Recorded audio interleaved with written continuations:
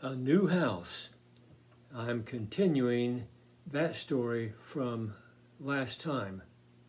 The new house cost us $15,000 in 1961.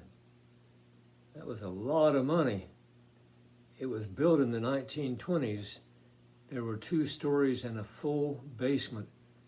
It had central heating system, a first for us. The 8 of us lived on the main floor.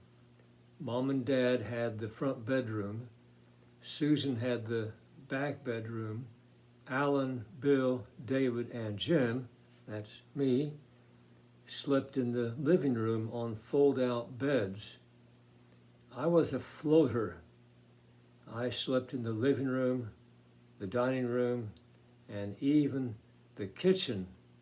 At least there I was always the first one to the breakfast table. There were 4 bedrooms upstairs, but those were rented out to students to help pay our mortgage.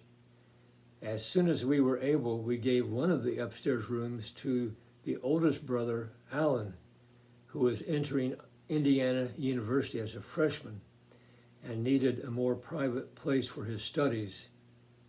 I was sneaking around in his room one time and discovered a box of Ritz crackers. I thought this was really living and slightly envied him. Well, okay, I altogether envied him. Still like Ritz crackers today.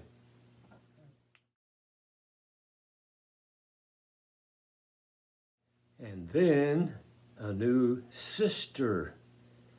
Celeste decided to join us in 1962, and now we were 9. She was real cutie. As she grew into a toddler, we all remarked about her Shirley Temple hair, thick and curly. Susan was no longer the only girl. We all had rather dull names, and then a name we'd never heard before. Mom named her after a pretty lady she knew down in Mitchell, Celeste. And then finally, a brand new car. Well, okay, we never owned a brand new car, but this one was only 4 years old. It was a 1958 Plymouth station wagon with a 3rd seat in back. All 9 of us could fit in. Perfect, except Dad couldn't afford it. But that's one of the perks of having so many kids. We all pooled our paper route, lawn mowing, babysitting money, and helped make the purchase.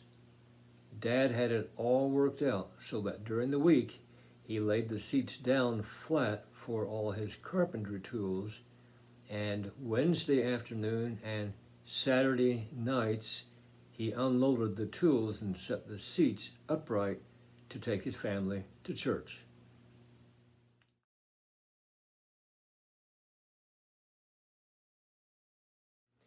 How to win a girl's heart. Once again, I was the new kid in school. It was the 6th grade at Elm Heights. I only had 1 year to try and make a good impression on my classmates, and an even shorter time to impress the cute girl that sat right in front of me in Mrs. Harrington's class.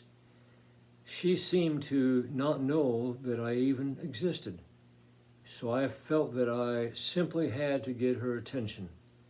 One morning, while working on an art project, I saw an opportunity. I had a small square of paper with a blob of school paste on it. It seemed to beckon to me, saying that if I would lay it on the cute girl's seat while she was up front talking with the teacher, as she was right then, she would come back and sit on it, and when she discovered it sticking to her skirt, she would know that it was I, Jim Deckard, who put it there, and we would live happily ever after. With no further thought, I followed through, and sure enough, she came back to her place and sat on the paste. I expected her to turn around and laugh and then smile at me, and little valentines would float around our heads. But was I ever wrong? Instead, she glared at me and uttered a sound of disgust. She never looked at me after that fateful day. And I don't think that God was very happy with me either. The very next day, we had a substitute teacher, and she was there early, as was I. She was busy taking things off the bulletin board and laying the thumbtacks aside for later use. I decided to sit down at my desk and wait for class to start.